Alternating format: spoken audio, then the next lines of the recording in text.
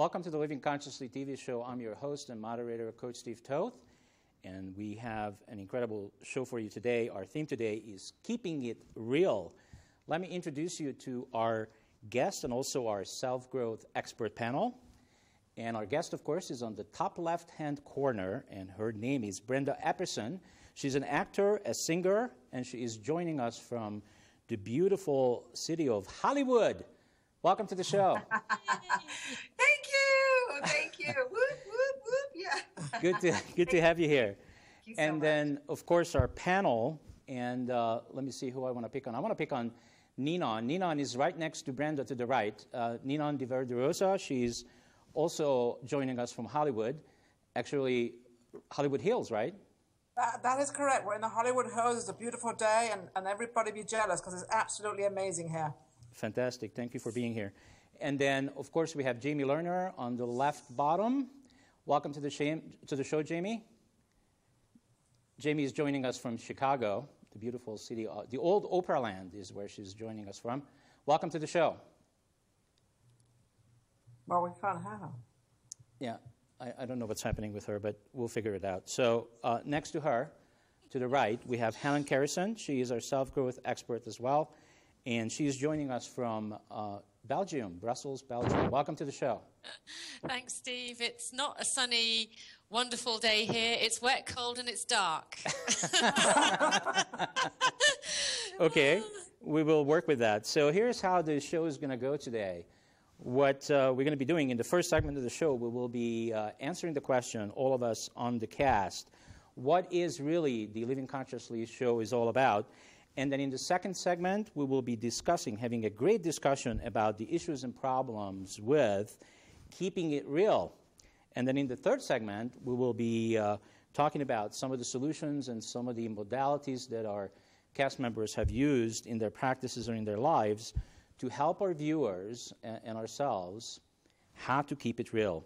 And then we have a new segment, our fourth segment, which starts 20 minutes to the end of the show. And we're going to be entertaining people calling into the show and making this show really interactive. So call us on 720-222-0158. So with that, let's begin with what is the Living Consciously TV show is all about. And I'm going to start with Ninon. Oh, wow. It's amazing. Actually, I think I wrote you a little message saying that we're coming towards the end of our season, our first season, and preparing for our second season. And it's amazing how reality steps in of how we really have accomplished this, how we've done it, how as a team we've worked so well together and extremely come very close to each other. And it's just amazing how being conscious of their minds, our minds, and what we're doing and how we're doing it. And I just congratulate everybody. I think it's amazing. This Living Consciously is really, it's a real thing. Thank you, Ninon. What about Helen? I knew you were going to say that. I could feel it. I could hear you chuckling in the background, so I figured, well. I know. I agree with everything Ninon said, and you know, I think it's about relaxing into life, being able to relax and just go with the flow and trust and be in that state where, you know, everything happens and you're conscious of it and you make choices and it's just joyful and it's easy. Fantastic. What about you, Jamie? I'm having a hard time hearing everybody. Okay, we can hear you just fine. I'm having a problem with my audio. Okay, I'm sorry to hear that. It happens. This is a reality show, so this is what so. Go ahead and just share with us what is the Living Consciously show is all about for you. Well, I think living consciously is a lovely option and a luxury that we can all afford. And for me, living consciously is reconnecting with my inner knowing, my inner being, and feeling my way through my day and through that connection with myself, then going on to connect with others. And I think this show is a wonderful platform for just that. It allows us to connect with each other and then to connect with our viewers. Fantastic. Thank you, Jamie. And for me, this is a dream come true, and it is still developing and it's still coming through day by day. week by week, and we are almost complete with our first season. And yes, we are going to be pitching it to a whole bunch of commercial networks because we'd like to take this to making it as big as it can get. There's no limitation, I don't think. And for me, it's been about really to show our viewers what consciousness looks like and what it feels like. And the way we have been doing that, and sometimes we accomplished it successfully and sometimes we haven't, and that's okay, that's what real life is all about, is that we take leadership and we do it ourselves. So we are walking the talk and we do it on the show, we display it on the show. And I'm very connected to myself right now and to all of our viewers and to the guest and to the cast. And let's see how this show will develop. So the first question to our beautiful guest, Brenda, is a lot of people have a different interpretation, I think, what it means keeping it real. What does it mean to you? It means a lot of things, but kind of in a nutshell, being who you are and being comfortable with who you are, because I think a lot of people, a lot of us, myself included, took me a long time to really be comfortable with who I was and just be who I was. And that changed sometimes depending on, you know, as I grew up and as I changed, being who I was changed. But the core of who I am remained the same. But I think oftentimes in life and in our surroundings, as well as if you're in school, depending on your work, you know, whatever you're doing, we tend to change around the environment that we're put in and the atmosphere. And then sometimes we look back and we're frustrated because we didn't stand and remain who we were, because we allowed those people, those things, those places to change us. So keeping it real means being real to who you are, your beliefs, and stand for what you believe in, no matter what. Fantastic. So I'm curious a little bit about, you said your core. So the way I relate to that is if I for a moment take everything away in terms of your name, what you do for a living, that you are a mother, you are a wife, you are a friend, you are a lot of things. If I take all that away, what's left? I am a child of God, and I know who I am, and I stand firm in that, and I know who I am in Christ, and the things around me are things that have been gifted to me, that I've been blessed to have, but I know who I am inside, and taking all those things away from me are not my identity anymore. And that's very freeing. Like, I think Jamie said, you know, it's very freeing just being and just, hey, I am who I am. I'm in the moment, and, you know, whatever happens, happens. And just, you know, knowing who you are. Because I think a lot of us run around trying to be what we see in the media and what they want us to be, and wear the right clothes and buy the right person. And we all get caught up in it. I've been caught up in that as well. But, you know, it's so freeing to just understand who you are, whatever that means to you. It's a gift, and it really is. There's a freedom in that. You do walk around feeling free. Because, you know, like if your house burns down, or God forbid, or things happen, that's not who you are. Those are things that you have, but it's not who you are. Great. So Brenda, what do you think the problems, the major problems and issues with people keeping it real? What comes to you? What are some of the big ones? Well, a lot of times when I was interviewed, people would ask me, they would say, you know, what advice would you give to a young actress coming to Los Angeles? So I'll just use that. Or coming to sing. When I was on different shows or, you know, touring, I would say, know who you are. Know what you are and are not willing to do, and what you are and are not willing to give up. Because so many people walk around later in life with regrets, looking in the past saying, I gave away too much of myself. I did this and I never should have done it because it wasn't who I was. It got me this job. It got me this guy. It got me money. It got me position. But they lost who they were because they thought the money was more important. They thought the position was more important. So they weren't keeping it real because they weren't really who they were inside. They gave up who they were to be someone or something else for someone else. and then later on you live in regret, and that's sad. And I think that's, I mean, God bless you. Look, these people on, celebrity rehab. I mean, so much of that they gave up. People, we give up so much of who we are. We give away who we are so quickly, and then we're left with just emptiness. Okay, great. So I'm just curious about the cast right now. Does anybody have anything that's coming up for you right now based on what Brenda just said? What are some of the problems and issues that you've noticed that are in the way of keeping it real? I think that sometimes we are really clear about who we are, and then we turn our back on ourselves in order to satisfy or gratify another. And it's that gap between who we are and really who we're trying to be. And we feel that. We feel that disconnection within ourselves. And at the end of the day, we really end up resenting ourselves and the other person that we are so trying to please. And so I think to always kind of check back in with yourself, like Brenda was saying, and to ask yourself, are you being true to you in this moment?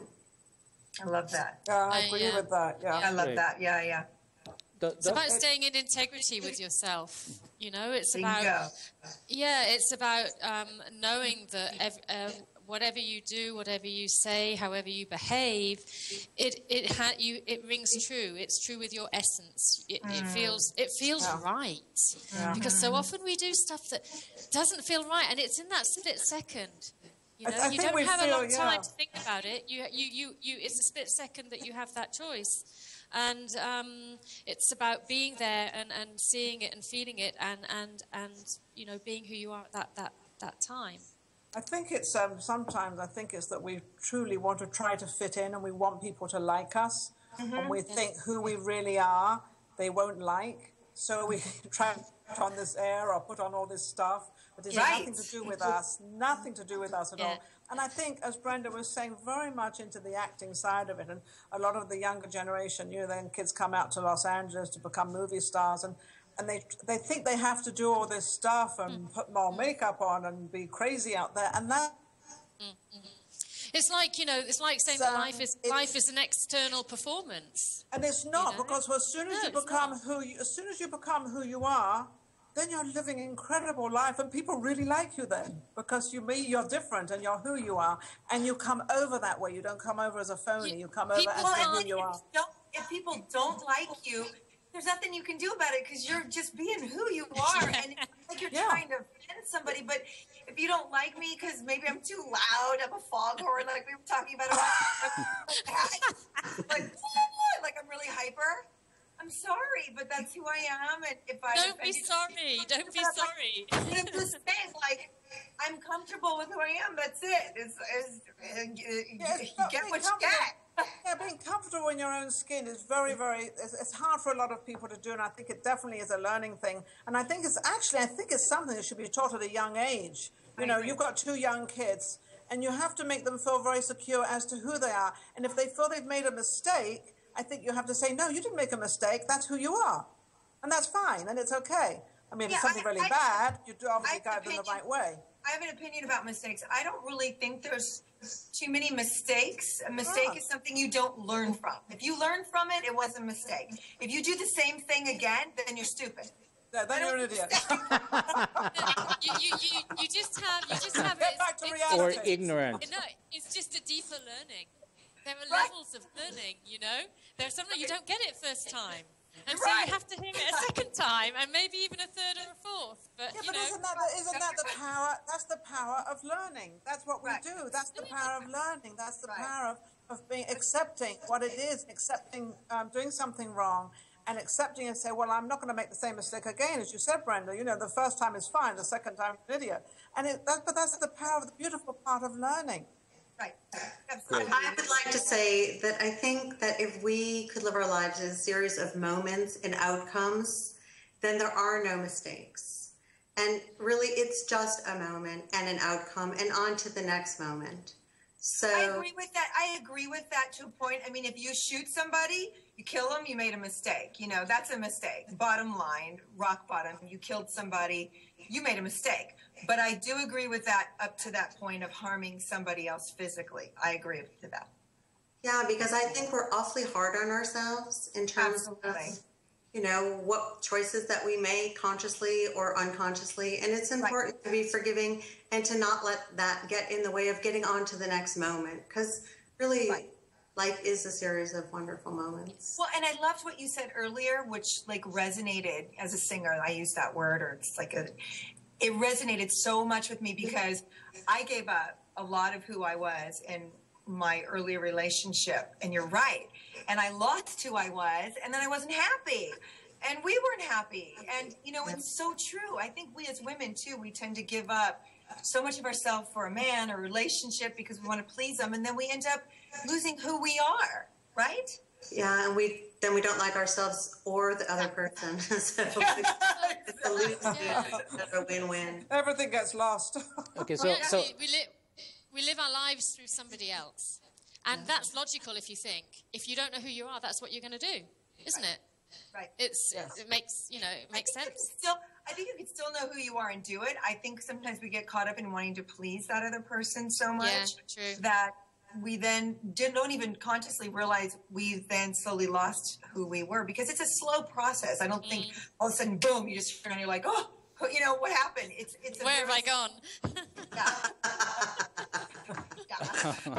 okay, so I'm caught up in 4 beautiful women on the screen, and I'm gonna interrupt you for a second. So would one of you be willing for our viewers to share one time in your life when you were actually not keeping it real and what it cost you? I'll share something. This is when the show goes silent. Yeah, go ahead. I'll share something. Great question. It's a great question. It is a great question. This might not be the correct answer, but what I'm thinking of is that when I got married, I had 6 stepchildren, and there was a lot of mistakes I made, probably with them, by not explaining to my husband exactly how I felt and how they were to me. I never really, because I did not want to disrupt my relationship with my husband. And I just felt that if I did that, so I kind of kept a lot of that inside. And I truly regret that because I think it would have been easier, not that we had a great marriage, but I think it would be easier for me if I sort of let a lot of that stuff out, and I didn't. And I really regret that. And what did that cost you? It cost me not being honest with myself. It cost me not living consciously. It cost me suppressing a lot of stuff within me that was not good for me personally, health-wise or attitude-wise, or whom I really was. And when I kind of let go of all that, actually when my husband passed away and the kids kind of disappeared a little bit, I realized that, you know, who I really was, and I missed out so many years of not really truthfully being myself. That did cost me a lot. Appeasing people. Okay, Yeah. so we're talking about really our ability to be able to tell the truth, our truth, you know, because telling the truth is a big subject, and getting into that question can be dangerous because there's no one single truth out there, but there are our own truth that we are living by, which is, I think, what our guest was saying, Brenda was saying at the beginning of the show, that when we are connected to who we really are and what our truth is, and when we can express it, there's an opportunity for a beautiful life to occur versus running around out there. And I know this from personal experience, that I used to run around the world pretending to be somebody that I was not. Does that resonate with anybody? Yes, it's tiresome, isn't it? Absolutely. Probably all of us. Yeah. Absolutely. Yes, awesome. All right, so let's switch to talking about what are some of the solutions that we have for our viewers, and some of the modalities, some of the things that we used in our toolbox through our businesses or through just our own wisdom that can help people to actually keeping it real. How about Jamie? Okay. No, I really, ask people to redirect themselves back to themselves, check in with themselves, tune into themselves, and start to consider yourself as your own greatest resource. Because I really believe that we know everything we need to know, and we forget to consider ourselves. Like, why would someone else know what's best for us? It's us. We know what's best for us. So check in with yourself. If it feels right, it is right. You know, intuitively guide yourself to, everywhere. Because I think that we are all born, we all have that innate connection and ability to guide ourselves to the greatest of lives. So that's what I encourage people to do. Fantastic.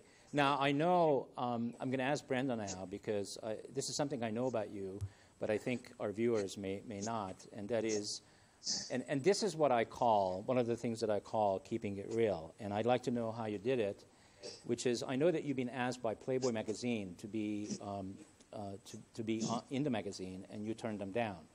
Now, how does somebody as beautiful as you, because most women out there that are as beautiful as you would give everything in the world to be in Playboy, I think. I would agree with that statement. I've been very blessed. I just knew who I was at a young age, and I knew, once again, what I was saying earlier, what I was willing and was not willing to give up and do. Because, I believe, as she just said, it's so important to, be in the moment and just know, but I also believe we need to look to the future and go, wow, when I'm older and my kids, is this something I'm going to be really happy with? Is this for me going to mean I have to give up who I am? And for me, doing that, meant giving up who I was and where I stood and what I believed in. That was just something that was not a part of what I wanted to do. It was wrong for my life, and I didn't want to do something that was wrong. It was definitely very tempting in different circumstances that came along. When, I was younger, I'm waitressing, I'm making, like $12,000 a year, and they come along here, do this, do that. But I didn't want to give up who I was, and I knew one day that the reward would be greater for not compromising my beliefs and who I was. And I really, I give credit to God for giving me the strength to stand in that, and I've been blessed, definitely. Yeah, I don't know for you, but as I think of it, it probably wasn't easy to say no, because I think a lot of people, one of the biggest problems people have out there is to say no. It's easy to say yes. You're absolutely right. When we don't know who we really are. When we don't know who we really are, again, from personal experience, I remember those days, I would say yes to everything. Right. And, but I mean, and that's fine. That's where you were, I mean, it's just, you weren't where you are now. That's where you were at the time. And, but that's why this show is so great, and just really helping people, like you were saying earlier, stop, be still and just take time to check in with yourself and go, who am I?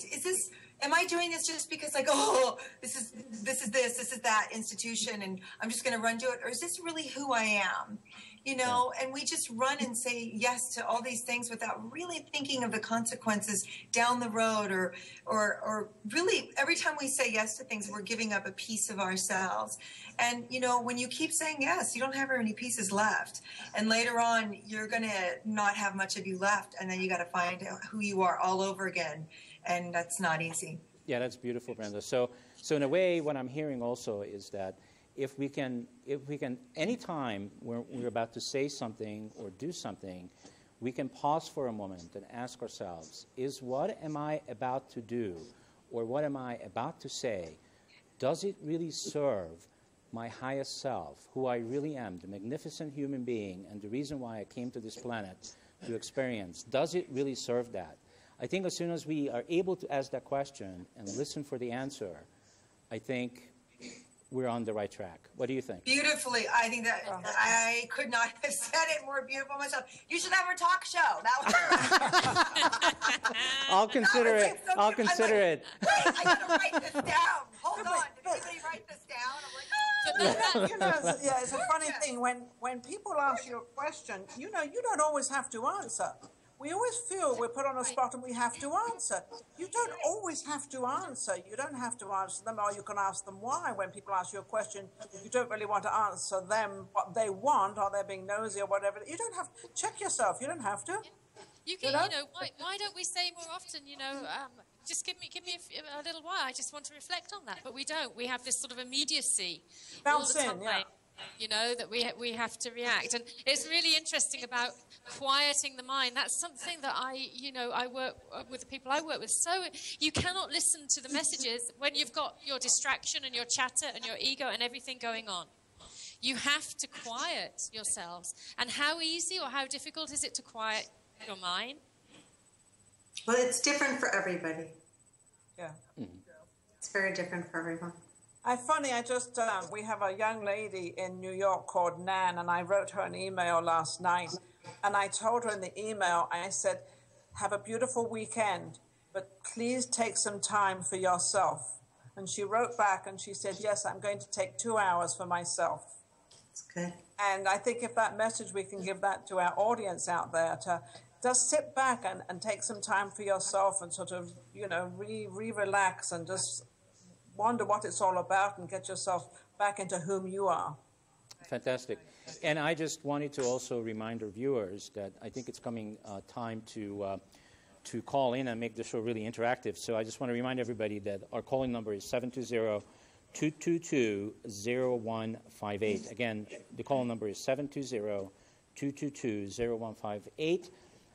Don't be shy. This is a fantastic platform to actually ask any of our cast members, the expert panel, and our guest, Brenda Epperson, who's an actor and a singer, any questions that you may have about the theme that we're talking about today, which is keeping it real.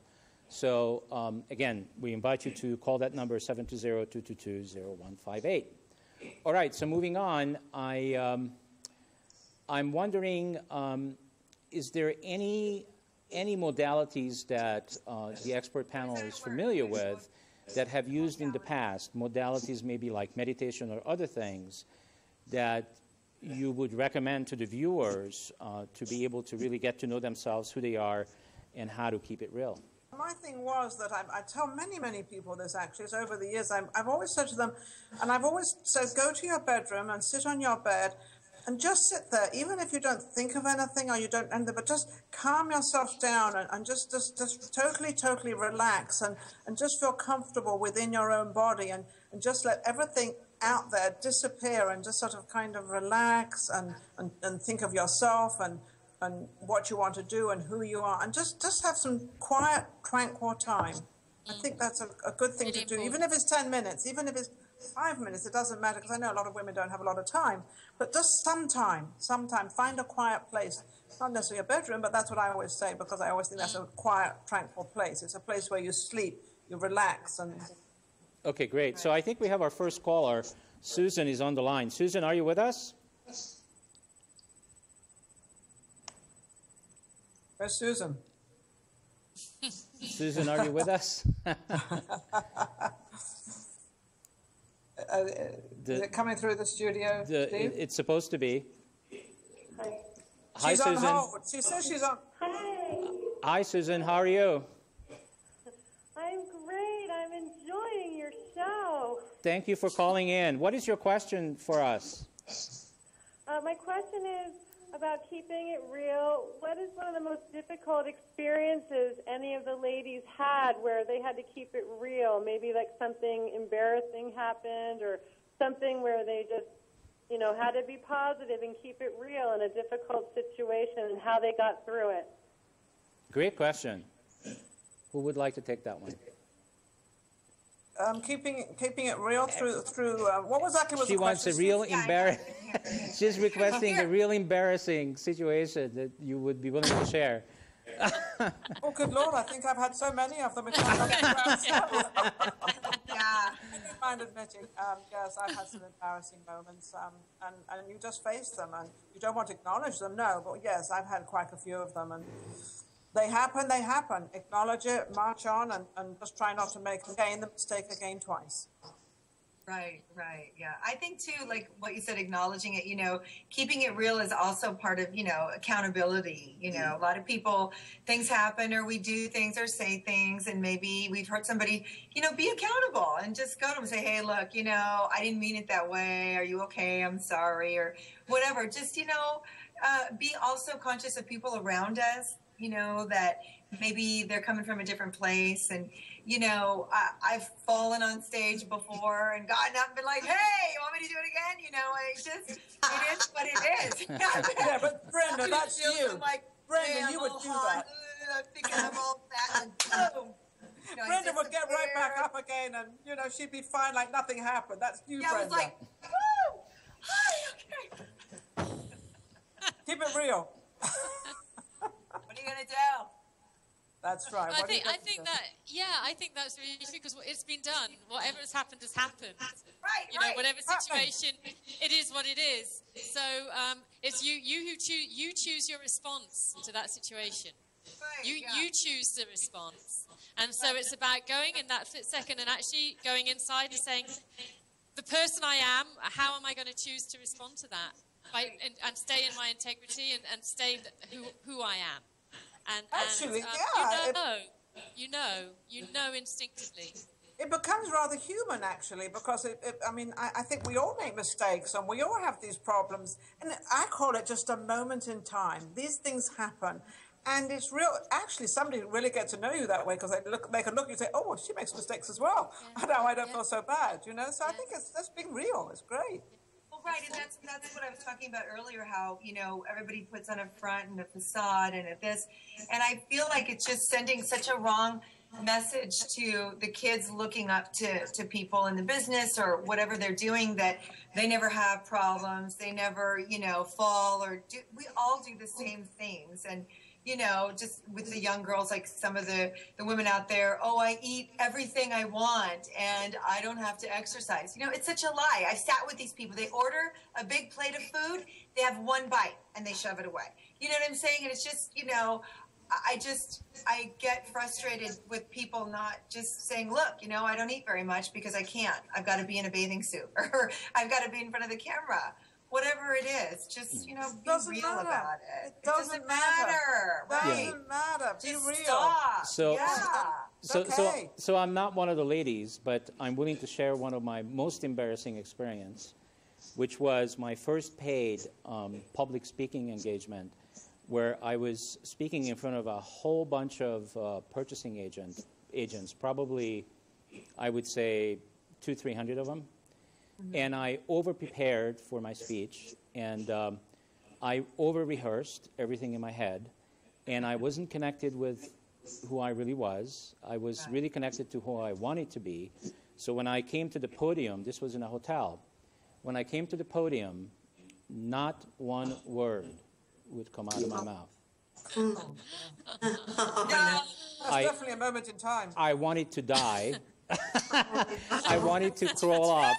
I wanted to crawl up and go to mommy and take the fetal position, and never wanted to again be in front of a whole bunch of people. So that was very, very embarrassing, and I would say I was not keeping it real at all. So how did you break that? How did you do the next one, the second one? Well, how I broke it is that I was reminded by some of my coaches at the time that what probably happened is I was just too worried about what other people were going to think of me and what other people, how they're going to judge me and what they're going to do and what they're going to think. And I learned, the experience I learned from that I give people the 100% carte blanche to think of me any way they wish. And it's perfectly okay. And even if they share their judgment with me, of me, I'm going to do the best I can not to react to it, because it's their opinion, it's not my business. And you have no control over what anyone else thinks or says or feels about you. Correct. So in that case, the only thing you do have control over is how you feel about you and what you choose to think about. The two only things we have control over. So I also would like to say that when you are very connected all the time, and you are always happy most of the time, and you experience difficulties as moments of contrast, that you are keeping it real, and that would be me. And people have a very hard time with that. They always want to know what the problems are that I'm having, what the difficulties are, the unhappy moments. And I must say, I am keeping it real all the time by not having any of those unhappy, difficult moments. So that's the other side of keeping it real, being really true to you. And sometimes people are looking for that part of you that they can relate to, which is the difficulty. And if it's not there, it's not there. And you have Very to well said. Yeah. So that's Very the well said. other side of that. Yes, absolutely. Is Susan still with us? No, I think Susan Okay. left. Well, thank you. I hope we answered her question. I think we did. Thank you to Susan for the great question. All right. All right, so we have a call, and Anita from Long Island, New York. Welcome to the show, Ladies, Anita. I love your show. It's awesome. Thank you. My question is, this is kind of difficult, but my husband lost his job recently, and how do you keep it real? I've got a 10-year-old girl, and it's just very difficult because we can't afford, like, the school trips and things like that, and, you know, the peer pressure with the fellow students, and I find it really, I'm just having a really hard time, you know, with the peer pressure and trying to keep up with everybody. In this economy, it's just difficult. Do I share with my daughter, like, the weight of what's going on? I just feel get really upset when she can't go on a field trip or I can't do things, and then she's afraid to tell her friends that we're having a rough time financially. And I don't know. I don't know. Do you share with your kids what's really going on? Do I keep it real with my child, or do I try and protect her? Great question. Anybody would like to take that on the cast? What is your name again? Anita. Anita. Hi, I'm Brenda. I completely understand where you're coming from. Are you married or are you a single mother? No, I'm married, but my husband lost his job. It's been a few months. My father died when I was young, and my mother raised my sister and I, and we literally had nothing at times. We couldn't go on trips. My mom picked, you know, she worked at the fabric store in the day and then, like, went to the fields and picked beans and stuff. And, you know, I could cry. I totally understand what you're going through. And as a mother, I remember seeing my mother cry in pain because she couldn't provide for us. But you know what she did? She gave us love, and she would explain, look, honey, we can't afford this right now, but one day we will, and we're just having a hard time right now. It's not forever. I, you know, got teased because my clothes weren't like the other kids. I couldn't afford the expensive jeans. I couldn't go on the trips because we couldn't afford it. But my mother just encompassed us in love and just assured us, you know, nothing stays the same. Everything changes, and it's not going to be like this forever. And it's so painful when we can't give our children what they want and they feel excluded or left out. But the gift that my mother gave me, I'll just tell you my life, was that she shared with us what was going on, not to burden us and not every little detail, but just to say, you know, we can't afford this right now. And she would find creative ways. Sometimes she would ask a friend or an aunt. And if that wasn't there, you know, our church stepped in sometimes. You know, whatever that is, or maybe there's somebody near you that can help, maybe not. But it helped me understand. And I would share with a few of my friends. And it was tough. But you know what? It made me strong. And it made me who I am. And I'm a fighter. I'm not a quitter. And it's not going to be like this forever, Anita. You hang in and you just love on your children, and that will get them through everything. That will get them through everything. Your love, not the money, your love will get them through everything. Everything. I promise you that. I couldn't agree with you more. You know, I've dealt with children for many years now with a TV show I have. And Anita, thank you for coming in with this question. And I think that I think your little child becomes a friend of yours. And I think, yes, like Brenda said, you don't tell them everything, but you do bring them into the realm so you let them understand, because children are much smarter than you think. They know what's going on, but they sometimes don't think that you know what they know, but they're very, very smart. And I think when you start sharing certain things with them and explaining to them, and you bring them into your fold, I think you're going to have a better life. And I think the kids will understand. And it's funny because the kids will want to turn around and help you. What can I do for you, Mummy? How can I make you happier? But nothing that costs money. And it becomes, actually, you become very, very bonded with something like that. So I think you can really, in this situation, become more bonded actually with your child and also your husband. Feel for him as well, you know, because he's going through hard times as a man, and he feels he's failed if he's lost his job. So just bear in there and just be the strong woman, the real strong woman, though. I think also for a lot of children, what is difficult is the fear of the unknown. The encouragement right now. Yeah, thank you, Anita, for the great question, and hopefully what we shared with you will assist you and your child. And from my perspective, you know, I have 3 kids, so I've gone through some hard times, time to time. But I think what's important, and what all the cast members are saying, is to connect with yourself and connect with your child at a higher level than you have ever connected before, and attempt to find out from the child's point of view what she or he is thinking, how things are affecting that child. See if you can have them share that with you. I think that's more important than anything. Absolutely. I agree. Yeah. Thank you so much. I really appreciate it. I'm really learning a lot. I'm so grateful. Fantastic. Thank you, Anita, from Long Island. Bye. Bye. Bye. Bye. All right, so again, just a reminder, we still have a few more minutes to take some phone calls. Give us a call on 720-222-0158. Again, that number is 720-222-0158. And these have been some great calls. What do you ladies think? Wow, sorry. I could just so relate. I mean, we literally at times had nothing. I mean, we washed our dishes in the bathtub sometimes because our plumbing was not fixed and we couldn't fix it. We didn't have heat. Sometimes we'd all huddle around the heater. I mean, my mom did the best to provide, but we lived in a small town of 6,000 people in Oregon.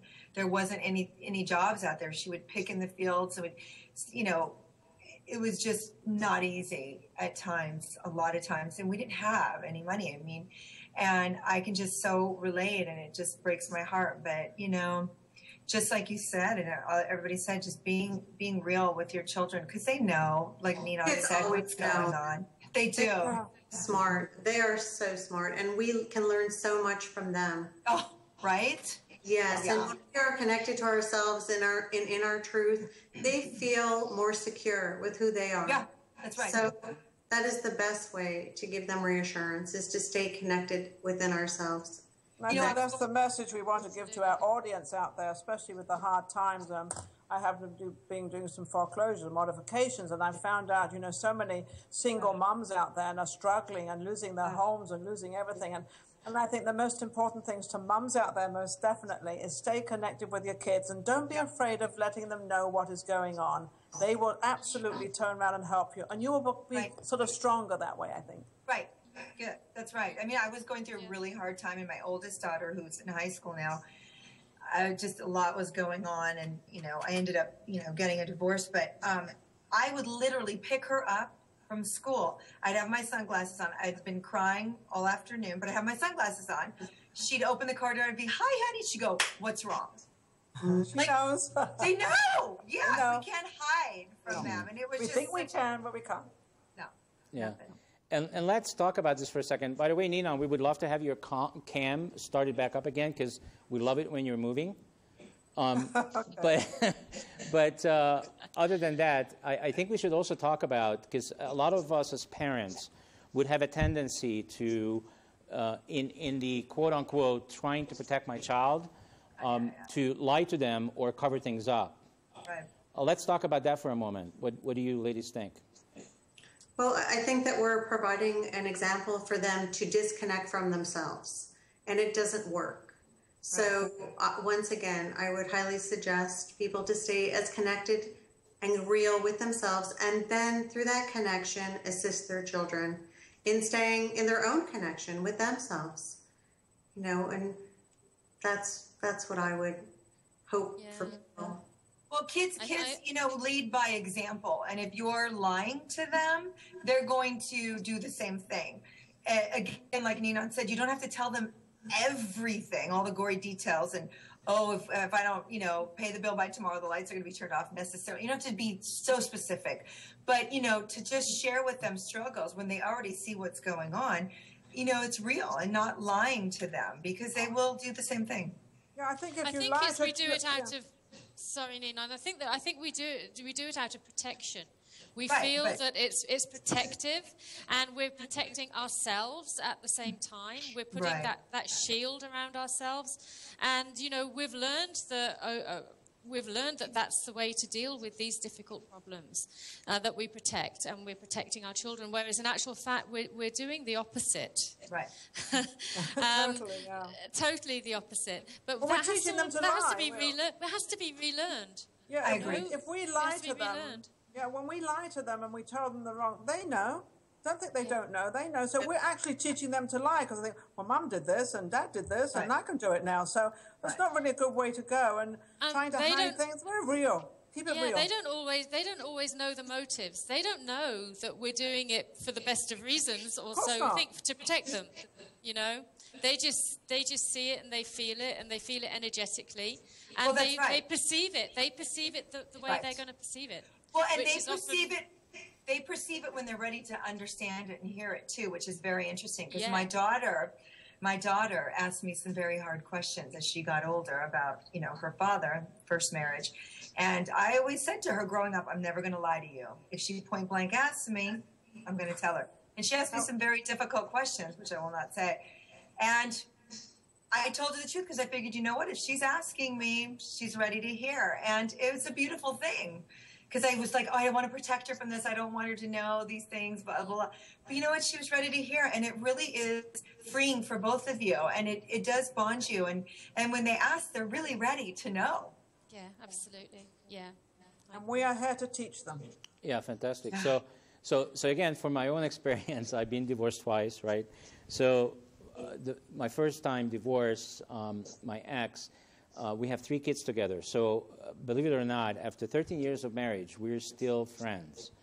We're actually best friends. And I am even friends with her second husband. So people probably are wondering, what the heck is going on? We are family. I got all my exes in me. Yeah, because what's norm is that these divorcees are supposed to be not liking each other. They're supposed to be hating each other, and they're supposed to be feeding the kids all these bad messages about the other party. And I have to tell you that that's not the case. That's not my truth. I think if we can all remain to be good friends and support each other, that's really what a great family is all about. Because guess what? All of our kids are watching this, and they're going, oh, my God, check this out. These people are our best friends. Well, but Steve, that really speaks to your connection with yourself. And I think that's really a wonderful thing for you to acknowledge to yourself. And it's fantastic. So. Thank you. So, the reason I brought this up, because I think people have huge tendencies to, again, for the reasons of protecting their children, to not necessarily say the truth about their exes. And I think I'm just requesting that people should rethink that, because I don't believe that that's the right thing to do for the kids. I think especially if you have children. Yeah. Right. I think we don't need to spew out negativity about our exes, but if a child asks you a point blank question, then you need to be real with them and let them know, like, who wanted the divorce? Well, I did. It was me. be real, and it's okay. And whatever, they're not going to hate you. And if they do, it's going to be for a short time and it's going to change. But you need to share with them what is real. And, my ex and I get along very well. And I think when a lot of women, when they get divorced, it's kind of like fun for them to talk horrible about their ex, and like it's an accepted thing. And I think it's very damaging. Yeah, I agree with that, because I think, you've been together, you've had children together, you obviously had at one time had a something at fabulous some point. time. Right, At one right. time something was wonderful and great. So just because it didn't work and you've got your differences doesn't mean to say you have to hate each other. Right. And talk bad about, especially to the kids. You have to try to keep. I think it's very difficult for people to do that, but I don't think it's impossible. I think it could. Right. I think people should think about it a little bit more of, well, that person wasn't so bad, where the female or the male, it doesn't really matter. They're not so bad, but we just didn't get on. Not everybody gets on after a while, Yeah. And I think we have more examples of blended families today than we've ever had before. Yeah. And so, everyone is pretty much involved in a blended family of some kind. So it's a nice example when you see that everyone is getting along and bringing up the children together. It's nice. It's beautiful. I think the computer has made a big difference to our younger generation anyway, because they can just press a button, learn about anything they need to learn about. So when we think we're hiding things from them and we give them a computer, we haven't done that. We're teaching them even more. So Yeah. I don't know. Yeah, fantastic. All right, so we're kind of coming to the end of the show here pretty quickly. But before we close out the show, let's just go around one more time. If I said to you right now that all 6.5 billion people out there are listening and watching this show, and this information that we just gave out in the last hour is in the ether, what would each of you would like to tell? No pressure. To 6.5 billion people on the planet in reference to keeping it real. I think I would like to say to them to look in the mirror, love yourself. You are who you are.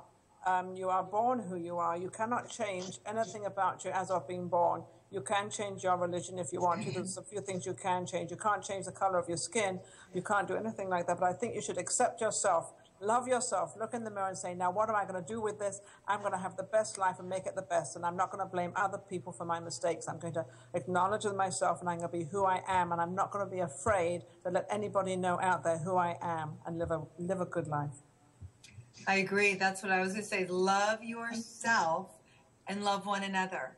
Yes. Because when you love yourself, it's so much easier to love others, and just accept who you are. You are special. You are here for a purpose. You are here for a reason. You are fearfully and wonderfully made. You are special and unique. No one is like you. Nobody has your same fingerprint. That's how special you are. Love yourself. Love one another. Fantastic.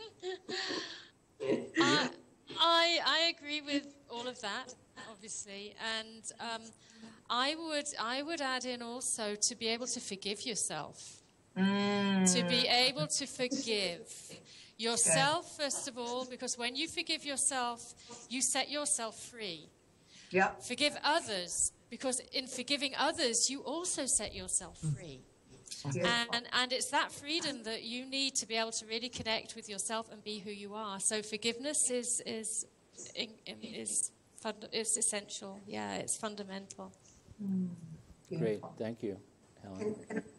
And I would like to remind people, once they reconnect with themselves, to tap into their joy, because it's such an important part of our life experience. And we have a lot of things to be joyful about. So find your joy, live your joy, and love yourself for sure. Because the relationship that you have with yourself is the foundation for every other relationship that you go on to have with another. So, yeah. Yes, and what I would like to say to everybody out there, all 6.5 billion of them, is that this is an inside job. Stop looking for the answers to your questions about who you are, why you're here, what you want out there in the world. The answers are within all of us. Absolutely. And just Just Great. head right there. and Well, that's all Yeah. the time we really have for today. Thank you very much. Many thanks to all of our viewers and the people that called in, as well as our beautiful guest, Brenda Epperson, and all of our cast members and the crew behind the glass. We have lots of people, Ann, Al, and tons of other people. I can't even tell because we're in the big studio and we're doing the show today in HD. And for the first time, Yay. Congratulations, Steve. You're doing a great job. We love thank you. And Yay for Steve, huh? for the first time, we had call-ins, and they were fantastic. And again, don't forget, I just want to remind you to keep voting on our shows and keep commenting. The more you vote on our shows, the more it gets to played on channel 56, 57, and 219 here in the Denver metro area with Comcast. And also, don't forget to interact with us on all of our, on our website at www.livingconsciously.tv. And again, don't forget to keep calling in on our shows. We have 2 more shows left from this episode 12 and episode 13. After episode 13, we'll take a short break, and we will be back. And other than that, just keep calling us towards the last 20 minutes of our shows at 720-222-0158. And just join us with this great conversation that we keep creating each and every week. So have a great weekend, everybody. I love you all, and see you next week.